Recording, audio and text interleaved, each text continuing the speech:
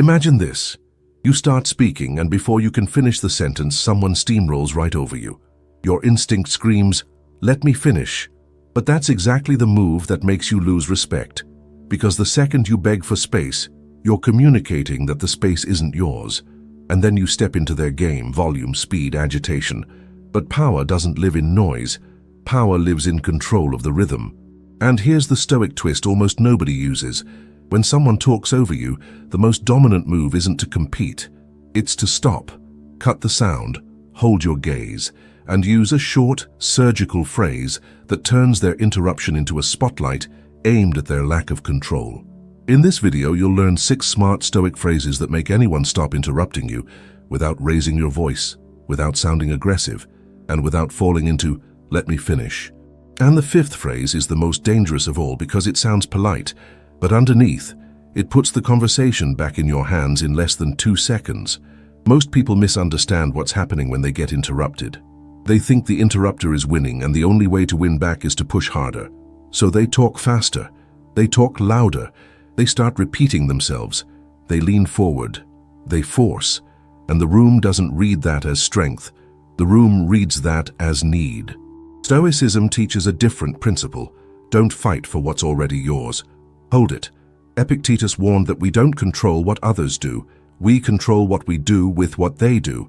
And the moment someone interrupts you, there are 2 battles available. The small battle is for airtime. The bigger battle is for composure. If you lose composure to win airtime, you still lost. So before we go into the phrases, you need the frame that makes them work. Conversation is a spotlight. While you're speaking, the light is on you. When someone interrupts, they're trying to grab the light. If you wrestle them for it, the audience sees chaos, 2 people clawing for attention. But if you stop instantly, something counterintuitive happens. You hand them the spotlight completely while they're behaving poorly inside it. They're left alone with their rudeness, and you look deliberate. This is what I call weaponized stillness. Not silence as fear, but silence as control. There's an old Stoic idea attributed to Zeno. We have 2 ears and 1 mouth for a reason. Not to be passive, to prove that restraint is power. People who can't tolerate a pause often interrupt because they're anxious, not because they're confident. They fear the void, so they fill it with themselves. And once you see that, you stop taking interruptions personally. You start seeing them as data. This person is driven by impulse. This person is trying to dominate the tempo. This person is leaking self-control. Now, with that foundation, here are the 6 phrases, plus the delivery that makes each one land like a command. Phrase 1. I can tell you have something to say. Go ahead. I'll wait. This one is deadly because it removes the resistance they were pushing against. Interrupters expect friction. They expect you to fight. When you calmly yield, you communicate security. But it's not submissive. It's structured. I'll wait signals that the conversation is paused by your choice, not broken by their impulse. You're granting them space, not losing space. Say it slowly, neutral face, then stop. Let them talk. Don't rescue them. The more they talk, the more the room feels the imbalance. Phrase 2. Please finish your thought and then I'll finish mine. This is the Stoic virtue of justice in sentence form. It's fair, it's firm, and it creates a social contract in front of everyone. The delivery is everything. Pause, look them in the eyes, and speak with a low, calm voice. No sarcasm, no smile that asks permission, just structure. This phrase protects your point. It tells the room, my thought didn't disappear. I'm not done. And it positions the interrupter as the one breaking order. Phrase 3. Silence. Sometimes the smartest phrase is no phrase at all. When they cut in, you stop immediately. You don't sigh. You don't roll your eyes. You don't look away. You hold a neutral expression and steady eye contact. They'll often stumble because they were expecting a reaction. Most interrupters are fueled by momentum. When you remove momentum, they suddenly have to carry the moment alone. That's uncomfortable. When they finally slow down, wait 1 extra second, 1 sovereign second, and then say, as I was saying, and continue exactly where you left off, as if their interruption was a passing cloud that didn't change the sky. Phrase 4. I do want to hear your point. Are you jumping in because you thought I was finished or because you don't want to hear the rest? Use this for repeat offenders and people who are testing you. This isn't an accusation. It's a mirror. You're pulling the hidden dynamic into the open. Most interruptions run on autopilot. This question forces the other person to engage their rational mind and recognize the social contract they're breaking. And notice the Stoic posture here. You're not angry, you're curious. Curiosity is control. Most people will retreat with, "No, I thought you were done. Go ahead." And you've reclaimed authority without ever raising your voice.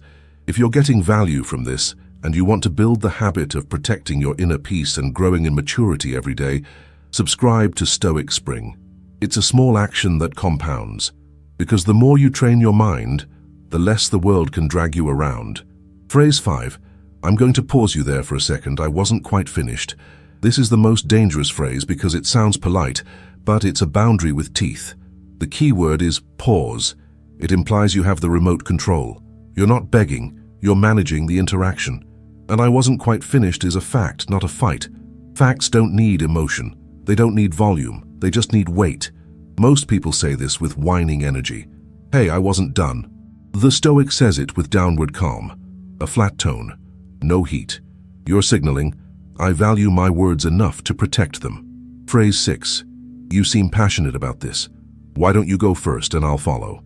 This is a refined version of yielding, with psychological framing. When you label them passionate, you subtly frame the interruption as emotions spilling over reason. In Stoicism, that's not strength. It's a crack in self-command. And at the same time, you position yourself as generous and composed. You step out of the arena. You refuse to fight for scraps of attention. Here's what happens often. When you give them full permission to speak, they suddenly have less to say. The thrill of interrupting disappears because there's no resistance to push against. Now, how do you apply this in real life without overthinking it? The moment you get interrupted, you'll feel your body react. That inner surge wants to fight, wants to prove itself, wants to reclaim respect through force. Notice it. Name it. Then release it. Tell yourself, I'm not here to win a shouting match. I'm here to protect my dignity. Then choose your response based on the situation. If it's casual and minor, use phrase 1 or phrase 2. If it's someone doing it for attention, use silence and, as I was saying. If it's a repeat offender, use phrase 4. If it's aggressive and disrespectful, use phrase 5. If you want to disarm tension and expose excess emotion, use phrase 6. But remember, the words are only half the weapon. The other half is your tempo. Interruptions are attempts to control rhythm. When you refuse to rush, you win. When you refuse to raise your voice, you win. When you refuse to look rattled, you win. The world is full of people terrified of quiet. They fill every second with chatter so they don't have to face themselves. Don't join them. Be the contrast. Be stillness in the storm. Because the goal isn't just to stop people from talking over you. The goal is to remain unmoved, even when the room gets loud. That is the Stoic way. That is real power. If you want to lock this in, try these phrases this week and observe what changes.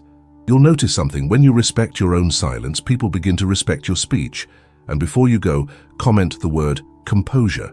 It's your signal that you finished the video and that you're committed to mastering your tongue.